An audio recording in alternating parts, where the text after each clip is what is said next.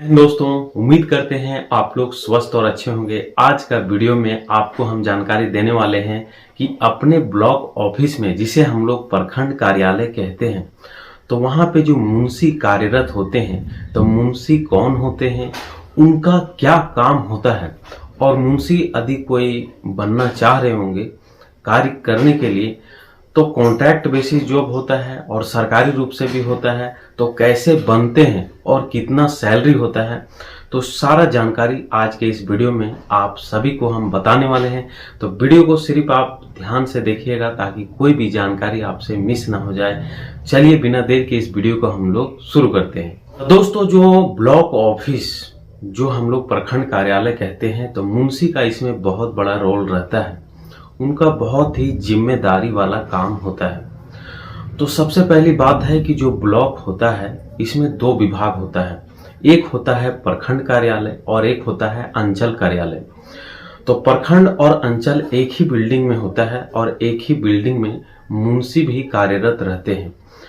तो अंचल कार्यालय में सीईओ बैठते हैं, जो जमीनी विभाग से जुड़े हुए ऑफिसर रहते हैं, और प्रखंड कार्यालय में बीडीओ, ब्लॉक डेवलपमेंट ऑफिसर बैठते हैं, जिसे हम लोग प्रखंड विकास पदाधिकारी कहते हैं। तो प्रखंड कार्यालय के अंतर्गत जितने भी सारे ग्राम पंचायत स्तर के योजना आते हैं, और जितने भी मुखिया होते हैं ग्राम पंचायतों के, तो उनका किसी भी मनरेगा का लिस्ट हो, आवास का लिस्ट हो, बहुत सारे योजनाओं का पेपर हो, तो ये सब पेपर का रख रखाव करना, सही जगह पे जहां भी उनका कार्य मिलता है रखने के लिए, तो सारे पेपरों को सही जगह एडजस्ट करना, और कहीं से कोई पेपर किसी ऑफिसर ने मांगा तो उनको जाकर पेपर देना।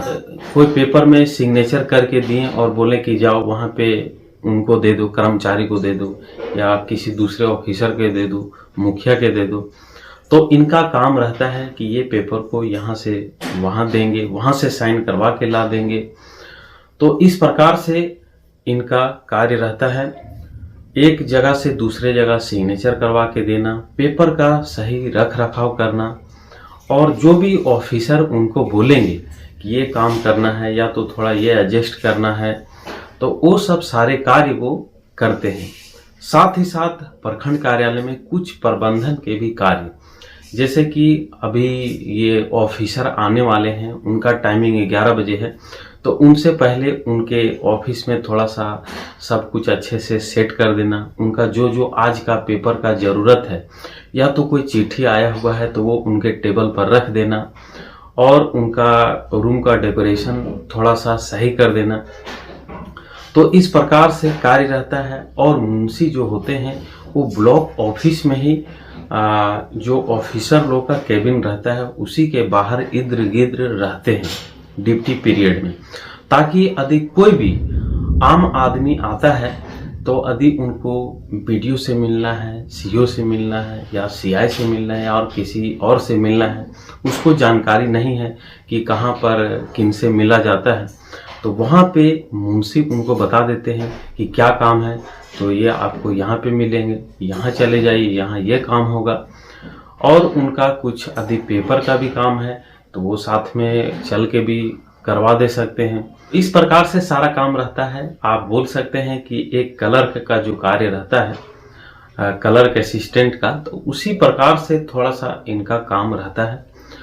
और इनका जॉब कैसे मिलता है, तो प्रखंड कार्यालय लेवल पर जब वैकेंसी निकलती है ब्लॉक लेवल पे, तो या तो अपने जिला कार्यालय में डीडीसी सब के द्वारा भी निकलता है संविदा बेसिस पर, जिसे हम लोग कॉन्ट्रैक्ट बेसिस पे कहते हैं। तो इस बेसिस पे आपको जॉब मिल सकता है। आपको देखते रहना पड़ेगा कि कब ये हो रहा है। और इसका जो पेमेंट होता है, तो पेमेंट कहीं कहीं पे 8,000 से लेके 15,000 तक का पेमेंट रहता है। इससे बेसी पेमेंट नहीं होता है। और कई राज्यों में जो सरकारी रूप से यदि बहाली होते हैं, जैसे कि हमारा झारखंड में है, तो जितने भी हैं लगभग 70% आपको कॉन्ट्रैक्ट बेसिस पर ही मिलेंगे हर एक राज्य में। और कहीं कहीं पे जो सरकारी बेसिस पे होते हैं, तो उनका पेमेंट 20,000 से लेके 35,000 रुपये तक होता है। तो इस प्रकार से इनकी सैलरी होती है। तो दोस्तों यही जानकारी आप लोगों के लिए हम लेकर आए थे। यदि आप इस चैनल पर नए होंगे तो सब्सक्राइब जरूर कर लीजिएगा। दैनिक जीवन में काम आने वाली जानकारी को हम आप लोगों के लिए लाते रहते हैं।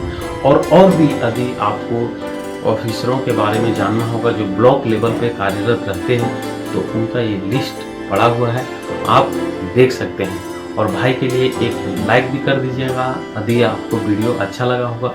मिलते हैं आपसे फिर से नए वीडियो में नई जानकारी के साथ। हमसे जुड़े रहने के लिए आप सभी का बहुत बहुत धन्यवाद।